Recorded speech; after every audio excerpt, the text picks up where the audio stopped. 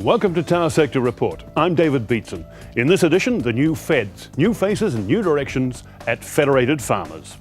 Last week, the new National Board of Federated Farmers met for the first time after the most strongly contested election in the organisation's history. Our members will come back to us if we can really put some effort into becoming the good guys again. And National Business Review Editor-in-Chief Neville Gibson joins us in the studio to rate their chances with that mission. Well, last month, Federated Farmers voted to put 2 former bankers, a biotechnologist, and the first woman ever onto their national board. After a 4-way race for the presidency and a 3-way contest for the vice president's role, it was pretty clear that members are looking for a change of direction. So, what happens now? Our Rural Affairs correspondent, Drew Chappell, has been checking out the new blood on the board. Don't lose that. And shall we double check? The most powerful farmers in the country meeting as a group for the first time. We haven't had that clear. At their last AGM, New Zealand's agribusiness lobby group, Federated Farmers, promoted 5 new members onto their Wellington-based board of 7. The move was unprecedented, as the most contested board in presidential elections in their history brought a raft of different talents and experience to the table. This is exciting times for Federated Farmers. It is a new look board and quite different sort of profile than we've had in the past. So I call it a cosmopolitan or even a corporate look compared with where we've been in the past. So it'll be a good meeting. It signals the end of 3 years at the helm for Don Nicholson, a period during which Fed's membership numbers fluctuated and a change in government increased uncertainty for the group. New President Bruce Wills says whoever is in power politically, the ideals and aims of the group don't change, although the approach may. This year we've got some big differences between what the parties are offering, so quite a different offer proposition, but we've always been a very apolitical organisation, so we work with whoever's in power. So I can tell you one of my jobs in the recent weeks has been meeting and greeting right across the spectrum. So we'll wait till November the 26th and just work with those that hold the cabinet table. Now at their first official board meeting, with the campaigning over and done with, it's time to get down to business. In all, 5 new members makes for an interesting transition, effectively forcing everyone to start from scratch. Bruce Wills says that's a challenge, but one he relishes. There'll be a little bit of referring back to the past, no doubt, and saying, well, the last board looked at it this way, but just a case of putting feet under the table, getting comfortable with what the board does, what their portfolios require, but these guys have caught up very quickly. The calls for change had been coming from the Fed's constituents, with farmers in a post-recession environment frustrated with low prices and a bad public image. Phrases like dirty dairying have now crept into the New Zealand vernacular. Whether founded on reality or speculation, it's now a fact farmers don't enjoy a great time in the spotlight. But it's definitely one thing that everyone on this current board wants to change. Well, the mere fact that we've got 5 new out of 7, and as we've spoken, the fact that we've got a wide range of backgrounds and experience and expertise, it's inevitable that we're going to get a change of style, a change of personality, a change of approach to the way we go about the work we do. So, and that's been indicated to those that watch what we do, and that's been received very favourably. So, I certainly think, we'll be engaging in a slightly different way than we have in the past. One of those new members is Jeanette Maxwell, a sheep and beef farmer whose property, Rose Hill, sits at the very foot of Mount Hutt, near Ashburton. As well as farming on her 300-hectare property, Jeanette is a keen sportsperson, a qualified vet, and the mother of 3 teenagers, and now has a job on the Fed's board as meat and fibre chair. But she doesn't seem fazed with the high workload. While it's all very well to do your work in Wellington or in the office or whatever and things like that, I need to do some form of farming to keep yourself grounded and keep yourself in the real world so you don't get totally chewed up in the whole political circle and the whole Wellington scene. You know, to come back home to your farm and to your family, and especially like I've got 3 teenagers, they keep life very real for you. Farming so close to the mountain of course brings with it some unique challenges, among them the volatile weather. Jeanette has survived 2 big snowfalls since her move onto the farm in the early 90s and says it really demonstrates the advantage of having locally bred stock. Our stock are conditioned to being in snow, so our cows and our sheep know to dig, or often with the cattle when it's snowing they walk, they'll huddle, but they shake the snow off and tromp it up and shake it and tromp it up so they stay above it. Sheep come into big mobs and they'll go into a dip, like even though these paddocks look flat, there are dips in them. They go on the dip and make a huddle in the dip and they just get it on their back and actually buries them and actually stay warm, and you'll find an air gap and there'll be steam coming out and go, oh, there's the sheep. Jeanette and her husband Alistair have taken over the running of the farm from Alistair's parents, who moved onto the property nearly 40 years ago. She says they were lucky to be able to inherit both the love for and opportunity to farm on their own piece of land, something which her own son now aspires to. Originally my father-in-law had a farm down at Crewe, which was a cropping farm, and if he had stayed there, Alistair's older brother, who loves tractors and machinery, would have been the farmer. When they came up here and it's all stock work, that's what Alistair absolutely loved. He did do a short time away from the farm at another job, but come back to the farm, wanted to be a farmer. And our third child, our son Rory, has that same thing. He just really wants to be a farmer, and so we just have to do our best to set that up so he can. It's not as easy as handing over the keys to the ute though. Succession planning is now a huge issue for many farming families, the Maxwells included. In all reality, I haven't done this, numbers for a while, but in return on capital, it's pretty small, and it's generally 2 or 3% return on capital. So pretty hard to go to the bank and say, well, on this very small percentage, can I have this very big loan? So reality is that succession or equity partnerships about the best way, or win lotto.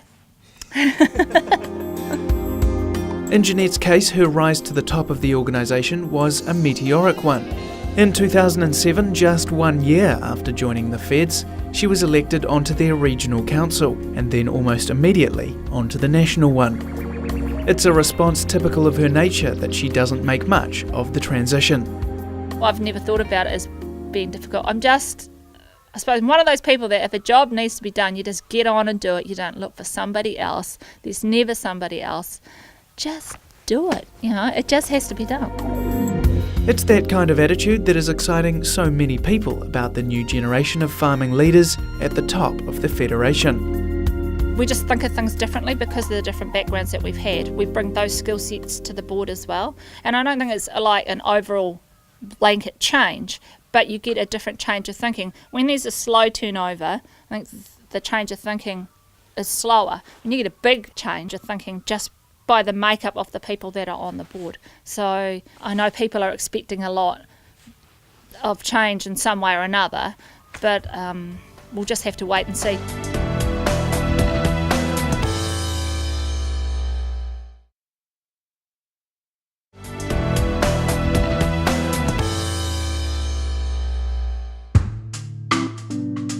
Another new board member on the Federation's national farming body is already an old hand, both in the fields and the boardroom. Ian McKenzie is a 6th generation Canterbury farmer, around 50 kilometres from Mount Hutt, and close by other board members William Rolleston, Willie Lefferink and Jeanette Maxwell. There must be something in the South Canterbury waters producing so many farming leaders, but whatever it is, Ian wants to make clear it's not a pollutant. I think there's a fair bit of evidence to suggest that the concern from the greenies about water quality in Canterbury is a little overstated when you look at the science of it. And there's a lot of furore about the standard of groundwater in Canterbury in terms of nitrates and leaching into the groundwater. Our house well here, this area has been intensively farmed since it was drained from swamp 160 years ago, and our house water comes from a 22 metre well, which is relatively shallow, and ECAN tested it last year and it's still at half a part per million of nitrates, which means that it's you could bottle the stuff and sell it as alpine fresh water. In fact, that's what they do in Christchurch, is they bottle the stuff. Ian takes over from fellow South Canterbury resident Ian Morton as the Fed's Grain and Seeds Chair. He has been a fierce water advocate ever since irrigation increased the yields from his family's crops in the 70s. As well as being heavily involved in Federated Farmers throughout his farming life, Ian also sits on the board of Irrigation New Zealand, as well as on the Land and Water Forum as a rare farming rep. Ian grows a variety of brassicas and grains on his 400 hectares in Eifelton, but says despite some good recent returns on his produce, the overall industry is in trouble.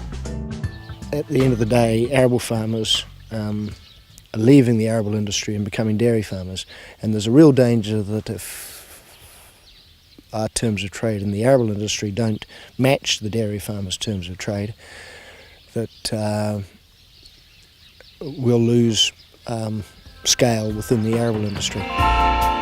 It's not just the grain and seed industry that appears in need of a strong public lobby group though.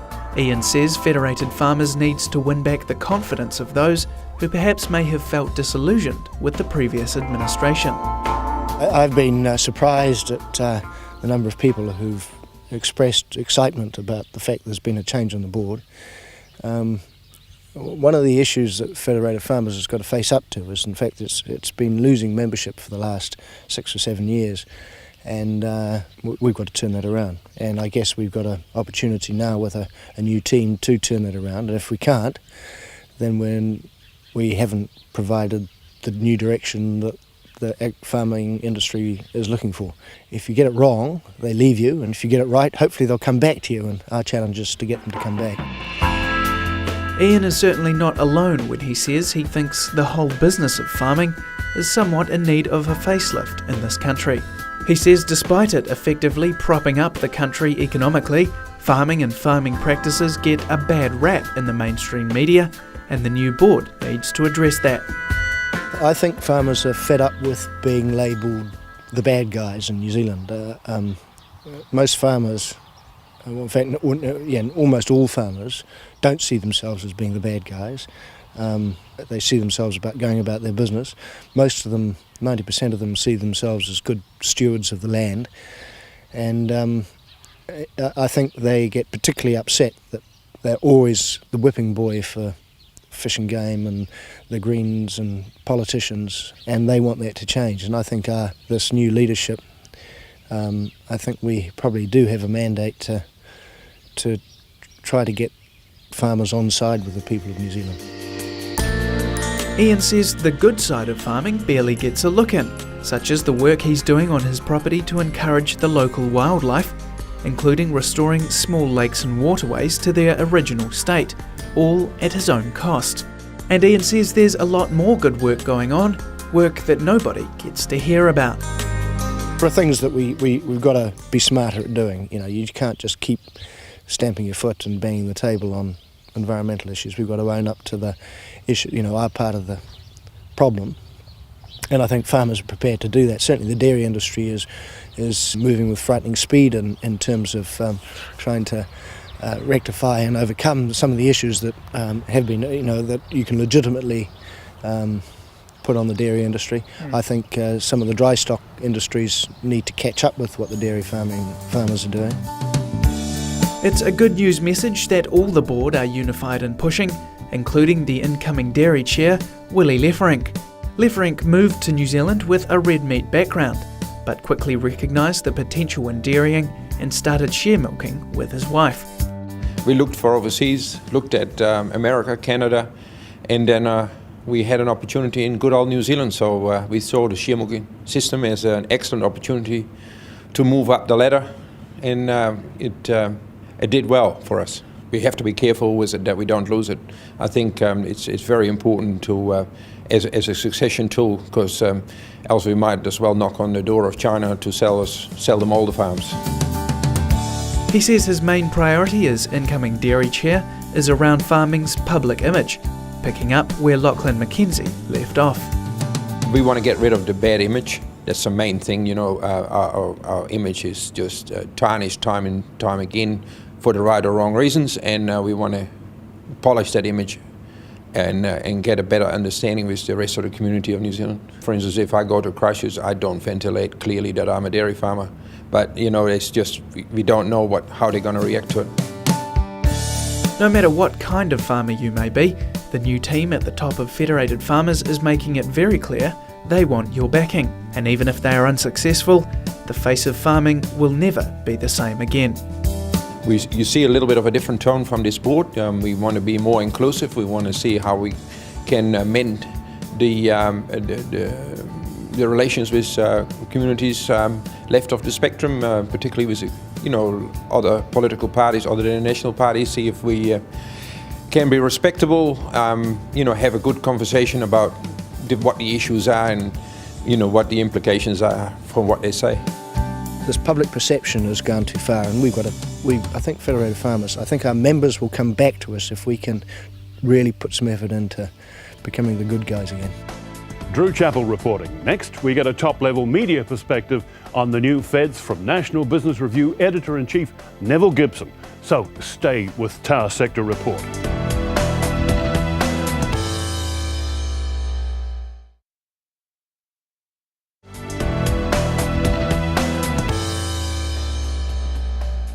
Well, so far the big changes on the national board at Federated Farmers have had a positive reception from the mainstream media commentators. But how long will the honeymoon last? What's it going to take to get New Zealand farmers back on side with the public? And how far offside are they anyway? We're taking up these questions now with the Editor-in-Chief of the National Business Review, Neville Gibson. Neville, welcome. Pleasure to be here, David. Yeah, what's your perception of Federated Farmers these days? Well, in past years, and I'm talking about past 10 years, they've been pretty aggressive and always offside with the government as much as with the public. And I think there is quite a disconnect there and a lack of understanding too on the part of the public as to the role of farming. But I don't think the Federated Farmers have articulated what their future role is. Can I just hone in on that a bit? You say offside with the government and the public. To what degree more offside with the government than the public? Or give me some idea where the balance lies, because they're talking about getting on side with the public. Well, as far as the public goes, that's really just my appreciation of what the mainstream media is. And the business community in particular, you find that farming in general gets a very low press and not very high rating. As far as the government goes, all you see is quite a lot of aggression, shall we say, on part of the spokespeople. And I don't think the government has been listening to them. That's both the Labor government and the current one, which is pretty strange when you figure that National was largely backed by the agricultural community. Here we're talking agribusiness all the time, and it's a big deal for us and our audience. But what about you guys? I mean, you say you don't actually talk about it very much at all. Oh no, because even though farmers are business people, we don't give them a lot of coverage. We have tried quite hard, but we've found that some of the organisations there are very difficult to deal with.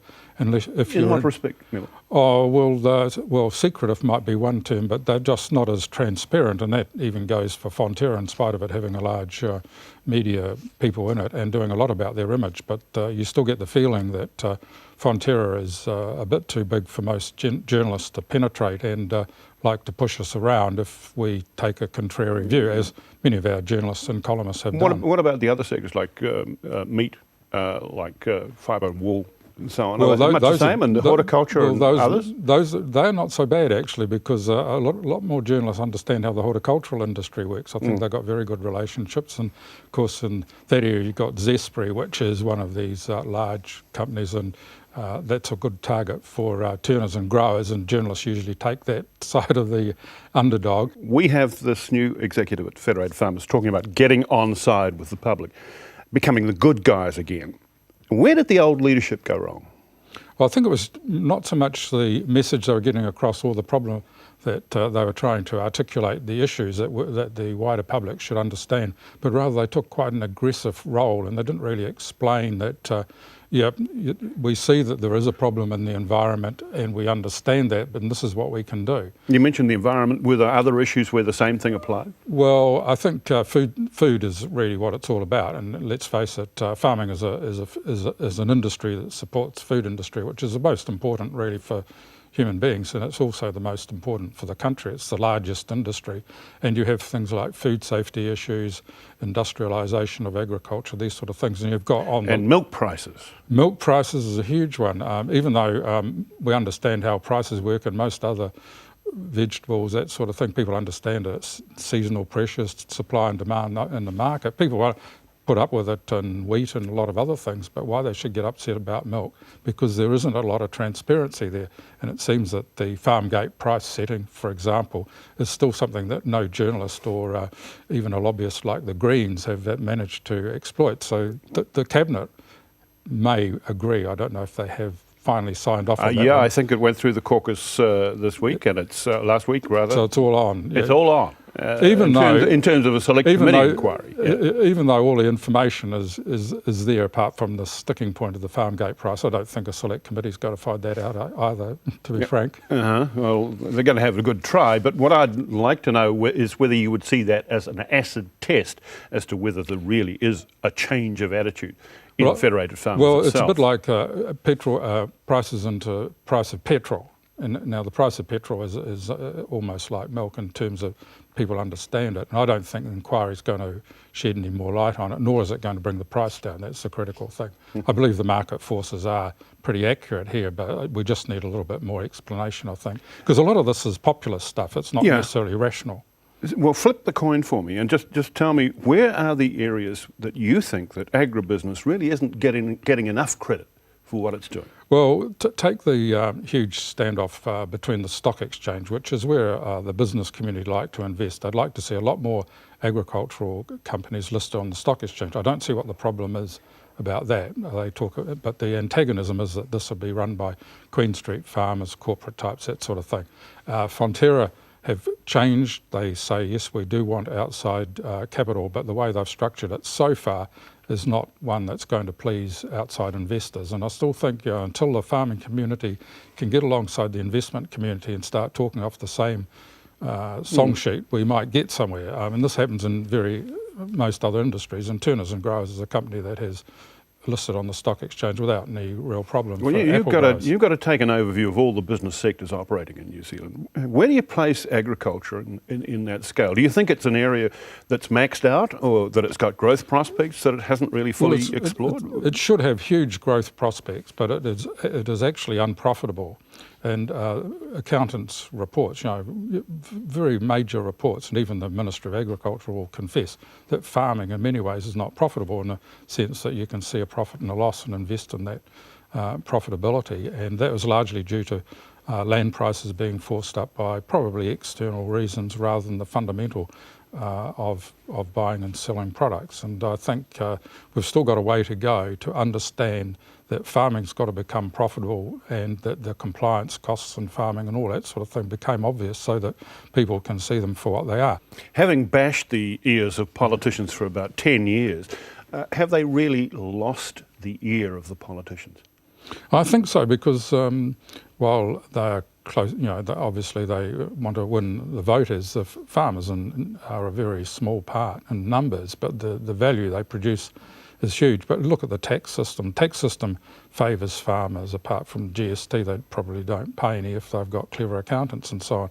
And so the changes on capital gains tax, that debate which Labor has stirred up, has actually got a lot of backing from investors and other people who'd like to see lower taxes overall, including capital income.